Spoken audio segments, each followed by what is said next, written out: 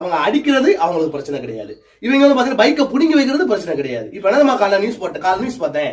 மேனேஜரா யாரும் தெரியல, ஒரு அருமையான நண்பர் வந்து பாத்தீங்க அப்படின்னா காலைல இன்டர்வியூ கொடுக்குறாரு. அனைவருக்கும் வணக்கம். நீங்க இனிமே நீங்க ரெகுலரா வேலை பார்க்கணும் அப்படின்னா வந்து பாத்தீங்கன்னா உங்களோட லைசன்ஸ் வச்சிருக்கணும். அது மட்டும் இல்லாம உங்களோட இன்சூரன்ஸ் மெயின் அப்படின்னாரு. அதுக்கப்புறம் வந்து பாத்தீங்கன்னா நீங்க ஃபேக் ஐடி யூஸ் பண்ணக்கூடாது. இந்த ஃபேக் ஐடியை பத்தி கொஞ்சம் பேசுறேன், சொல்லி முடிச்சுக்கிறேன். என்ன சொல்றேன், ஃபேக் ஐடியை பத்தி கண்டிப்பா ஒரு விஷயம் சொல்லி நல்லா தெரிஞ்சுக்கங்க. ஃபேக் ஐடி யூஸ் பண்ணக்கூடாது. அதுக்கப்புறம் சேஞ்ச் மூடு, பேமெண்ட் மூடு ஆன்லைன்ல பண்ணுவாங்க தெரியுமா கஸ்டமர். அந்த ஆன்லைன் பண்றது வந்து பாத்தீங்கன்னா நம்ம கேஷ் கேட்போம். ஆன்லைன்ல வேணாங்க, அவங்க கமிஷன் அதிகமா எடுக்கிறாங்க, இங்க கேஷா கன்வெர்ட் பண்ணி தாங்க அப்படின்னு சொல்லி நம்ம கேட்போம் தெரியுமா. அதையும் இனிமே செய்யக்கூடாது அப்படின்னு சொல்லி அந்த ரேபிட்டோ நிறுவனம் ரொம்பவே ஸ்ட்ரிக்டா சொல்லியிருக்காரு. நீங்க வந்து பாத்தீங்கன்னா இனிமே நீங்க ஆன்லைன் வந்தா ஆன்லைன்ல வாங்கிக்கங்க, கேஷ் மார்னிங் அப்புறம் உங்க ஐடி உடனே சஸ்பெண்ட் செய்யப்படும். அடுத்து டிரைவிங் லைசன்ஸ் ஃபேக் ஐடி பயன்படுத்தினா உங்க ஐடி உடனே சஸ்பெண்ட் செய்யப்படும். வேற வண்டி மாத்தி ஓடுனீங்கன்னா உங்க ஐடி உடனே சஸ்பெண்ட் செய்யப்படும்.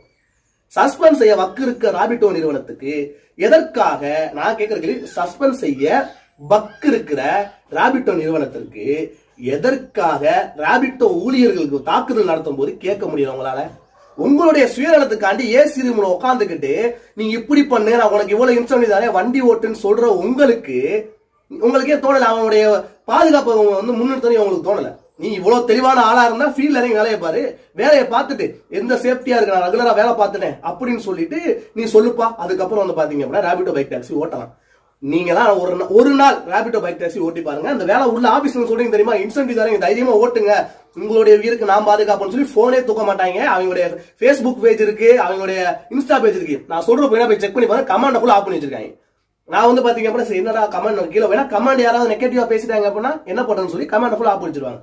சரி, ராபிட்டோ பைக் டாக்ஸில என்ன சொன்னா ஃபேக் ஐடி பயன்படுத்தக்கூடாது. நானும் கேட்கிறேன், ஃபேக் ஐடி வந்து இன்னைக்கு நேற்று கிடையாதுங்க. எனக்குலாம் ராபிட்டோ ஏன்ட்ட மட்டும் இல்ல, ராபிட்டோ ஓட்டுற நிறைய பேர் வந்து பாத்தீங்கன்னா 2-3 ஐடி தாராளமா வச்சிருப்பாங்க.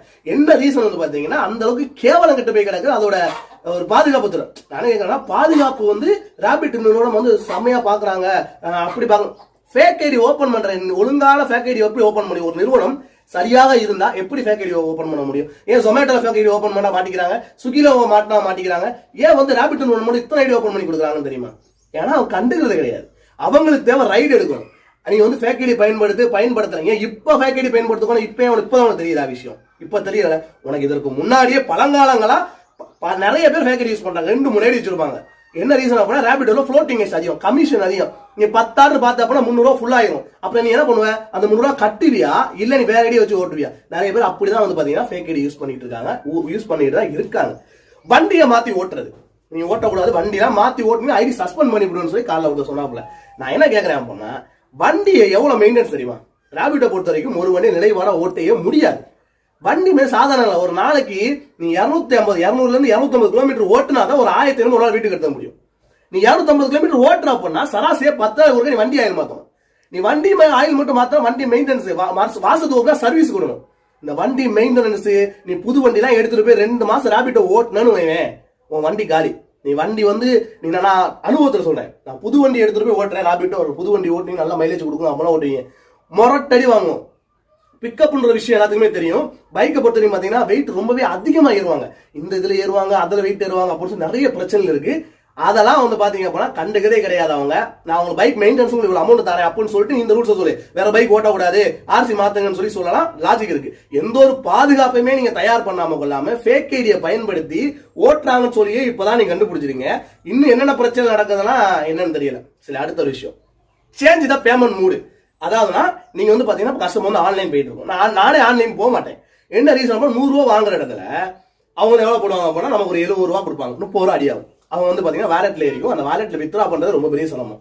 அப்படி இருக்க சூழ்நிலையில வந்து பாத்தீங்க அப்படின்னா நம்ம என்ன பண்ணுவோம், நீங்க பேமெண்ட் மெத்தட் மாத்திக்கிங்க, மாத்தினதுக்கு அப்புறம் பாத்தீங்க அப்படின்னா நான் வந்து கேஷா வாங்கிக்கிறேன்னு சொல்லிட்டு நம்ம கேஷா வாங்கிட்டு இருக்கோம். ஆனா ராபிட் நிறுவனம் என்ன, இனிமேல் இப்படி பண்ணீங்க அப்படின்னா உங்க ஐடி பிளாக் செய்யப்படும் அப்படின்றாங்க.